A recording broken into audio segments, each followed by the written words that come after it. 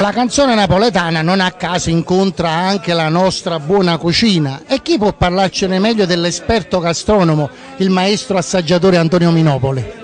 Sì, sicuramente è un abbinamento che hai centrato. La canzone napoletana è un qualche cosa, è un prodotto che effettivamente in tutto il mondo ci può rappresentare, un po' come la nostra cucina napoletana. Per quale motivo? Perché mentre la cucina come la canzone napoletana si può esportare in tutto il mondo con il nostro cibo e il nostro territorio, cose che non possiamo fare con i monumenti e la storia del territorio. Però hai fatto una domanda molto importante per Napoli, perché trasportare in giro con questo progetto che Gila ha fatto di grande importanza, di portare in giro per il mondo attraverso la canzone la tipicità di Napoli. Con noi uno dei più autorevoli esperti della gastronomia, dell'enogastronomia per essere precisa a Napoli, componente di prestigiose associazioni enogastronomiche, Francesco Colonnesi. Francesco, l'abbinamento della canzone napoletana con la cucina, la grande cucina, quale può essere? Premesso che io sono anche un grande appassionato della canzone napoletana, l'abbinamento è possibile anche soprattutto per motivi storici, perché anche la cucina napoletana ha avuto delle vicende tipo la canzone napoletana, con tutte le variazioni che ci sono state nel tempo. Infatti la cucina napoletana di oggi è molto diversa dalla cucina napoletana di 50 anni fa, la quale poi a sua volta è molto diversa dalla cucina napoletana più antica. Non dobbiamo dimenticare che anticamente la cucina napoletana era una cucina di terra, i napoletani erano chiamati mangiafoglie addirittura, finché poi non diventarono mangiamaccheroni.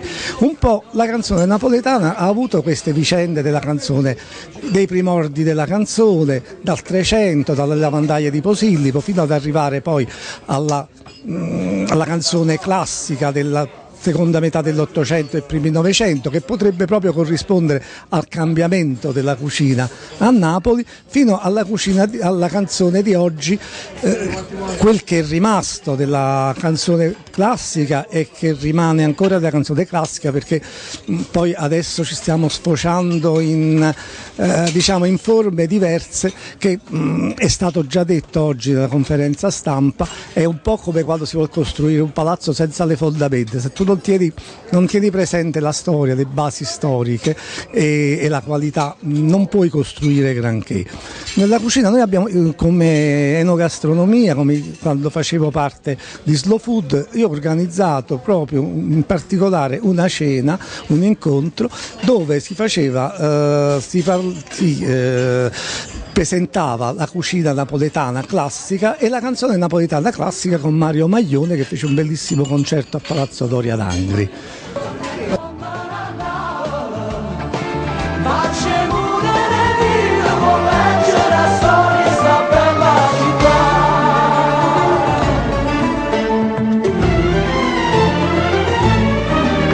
Gennarina a Pozzuoli cresceva, parlava che la gente soltanto è Gesù, ma c'è stava chi non ci credeva, noi giorni di settembre volete affrontare, controlliamo niente può fare, ma sapeva che Dio stava là, e a così maravisa saglietta, e ho messo io che male sapete fermare.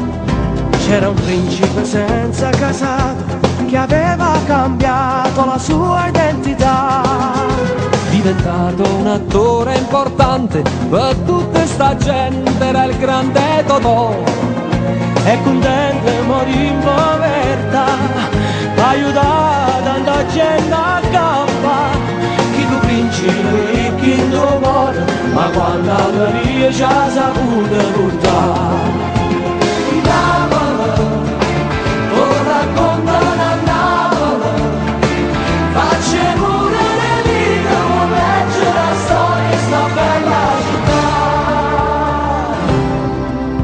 Una notte ero in barca a Sorrento, in un mare elegante vestito di blu, sotto un cielo pezzato di stelle, da un vecchio terrazzo qualcuno cantò, una voce cantava per me, non vedevo nessuno perché, era il canto del grande Caruso che il mare l'aveva tenuto per sé.